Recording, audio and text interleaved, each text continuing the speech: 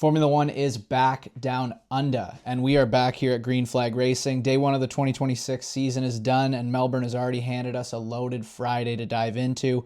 Ferrari went quickest in the morning, McLaren and Mercedes fought back in the afternoon, and Aston Martin is in genuine crisis. Let's dive right into it. Let's start with an FP1 recap here. Ferrari won 2. They've won the World Championship already. First session of the new era, and Charles Leclerc goes fastest with a 120.2. Lewis Hamilton right behind him, 4.5 tenths down though. Incredibly encouraging sign for the Scuderia. Max Verstappen was in P3. His new Red Bull teammate, Isaac Hadjar, in P4. Red Bull looked solid in the morning session, but here's where it got interesting.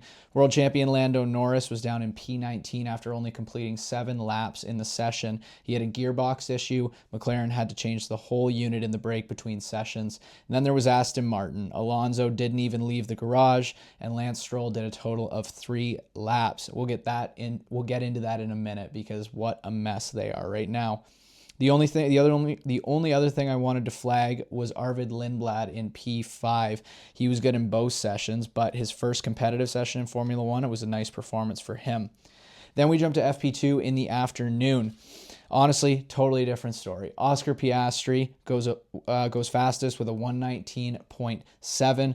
McLaren had fixed the gearbox and the brake and came out firing. Behind him, it was 2 more Mercedes engines. Both Mercedes drivers, Antonelli and Russell, in P2 and P3 respectively. Then you had the Ferraris, Lewis Hamilton in P4 and Charles Leclerc in P5. Leclerc was the only driver to appear in the top 5 of both sessions. Max Verstappen in P6. He had a massive moment in turn 10 and really took out some pieces of his floor, so who knows what he would have done in the session beyond that.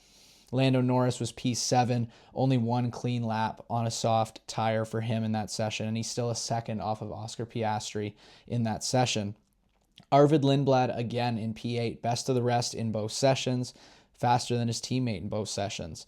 Overall, from both sessions, or from both the overall picture from both sessions, we have Ferrari looking strong over the single lap.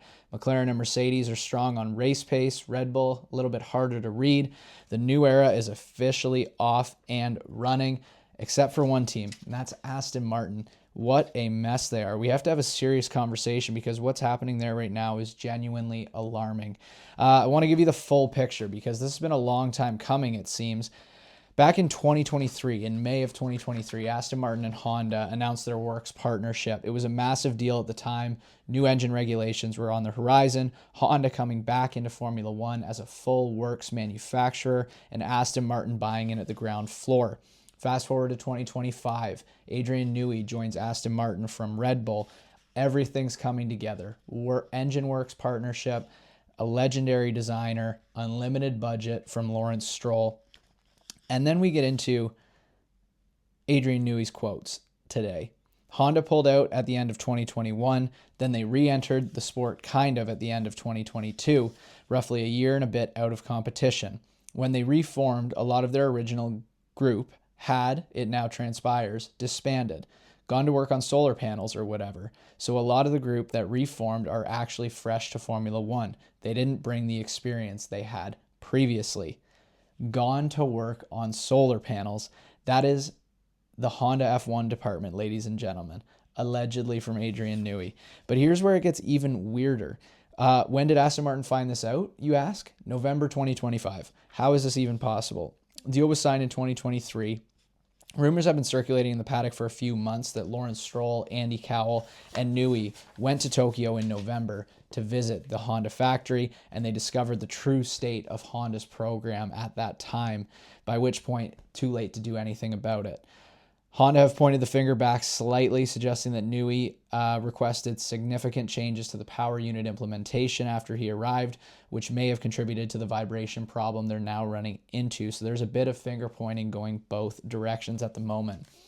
And then now we get to Australia. Aston Martin has shown up with 4 total Honda batteries. 2 of them were written off entirely in FP1, and now they have 2 left for the remainder of the weekend. There's question marks on whether they're even going to participate in qualifying, let alone finish the race.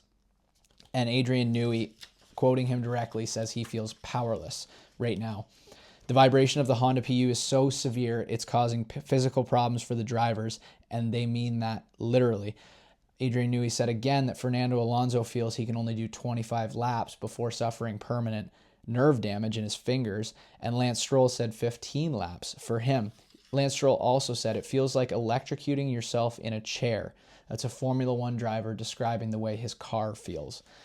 The cars will almost certainly not finish Sunday's race. Martin Brundle says this will take up to 6 months to fix. Ralf Schumacher weighed in, said several months. Honda have told Aston that they can have a solution by China, and not many people in the paddock seem to be taking that at face value. FP1, Alonso 0 laps, Stroll 3 laps. FP2, Alonso 18 laps. P20, nearly 5 seconds off the pace. And Lance Stroll with 13 laps and over 6 seconds off the pace. But then let's dive into something a little more positive. Like I said earlier, Arvid Lindblad, right into his first competitive sessions in Formula One, 18 years old, the only rookie on the 2026 grid, and he had a phenomenal day, in my opinion. FP1, he was P5, faster than both McLarens, faster than both Mercedes, faster than his more experienced teammate in Liam Lawson, and that's after having a power unit problem earlier in the session and having limited running. In FP2, again, best of the rest. In P8, faster than his teammate Liam Lawson, and this was even after George Russell decided to drive into the side of him in the pit lane. He's the youngest ever race winner in both F3 and F2. He's been part of the Red Bull Junior program since he was 14 years old. This has been someone they've had on their radar for so long, and it's nice to finally see him getting a chance. I hope in qualifying later today he can put it to good use as well. And last thing I wanted to dive into quick is the new era and what it's looking like so far now that we've seen competitive sessions. I want to be honest here, I don't love the way it's looking, and we've been talking about super clipping, this new name they've come up with for your engine running out of battery, essentially. It sounds kind of elegant, doesn't it? But here's what it actually means. A driver is flat out, the battery is empty, the MGUK kicks in to recharge, and the car at full throttle starts to slow down. Driver hasn't lifted, driver has not hit the brakes, the car just decelerates because the hybrid system is siphoning off the power to charge itself. The most obvious place we're seeing this at Albert Park in particular is turn 8 to turn 9, that curve run down to turn 9. It's the longest full throttle section on the circuit. In 2025, you'd have a car flat out the whole way running at about 280 or 290 kilometers per hour. And in 2026, they're reaching higher top speeds in this section of the track. But Kimi Antonelli, his telemetry data, he lost, 55 kilometers per hour of speed at full throttle.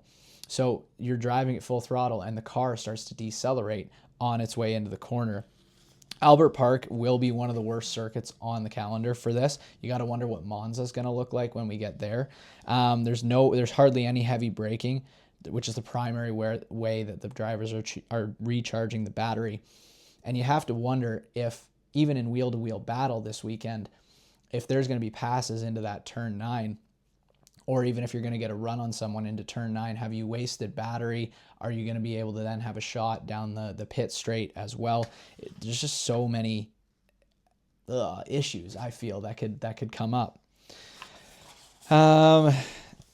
And then finally, let's get into some quick qualifying notes. Qualifying coming up here in less than 12 hours, I think. I think George Russell is going to stick it on pole. I know that's kind of lame, and Oscar Piastri, the hometown hero, has got the headlines from FP2, but I feel like Mercedes are still hiding pace in general, and I feel like George Russell is going to put on a good performance in qualifying. P2 through P7, though, P2 through P8, the rest of that top 4 teams, it's genuinely anyone's game. Charles Leclerc, Lewis Hamilton, Oscar Piastri, Lando Norris, Max Verstappen, Antonelli, Isaac Hadjar. Any one of those 7s could fill those spots, in my opinion. I could see any combination of them. One thing I will see, I'd love to see Cadillac have a good performance in qualifying and as well in the race. And I'd like to see Arvid Lindblad continue what he's been doing through the practice sessions as well. But yeah, I got George Russell on pole. The rest of those top 4 teams will fill in the top 8. And then I'd like to see the likes of maybe an Alpine and then a Arvid Lindblad throw it up in there as well. And that'll be your Friday from Melbourne. Us here at Green Flag Racing. Ferrari were strong in the morning session. McLaren's answered in the afternoon. Aston Martin are having an embarrassing start to the season. And yeah, like I said, Arvid Lindblad was kind of the highlight outside of that. I'll be coming at you guys with another video after qualifying tomorrow. This has been Green Flag Racing. Please like and subscribe.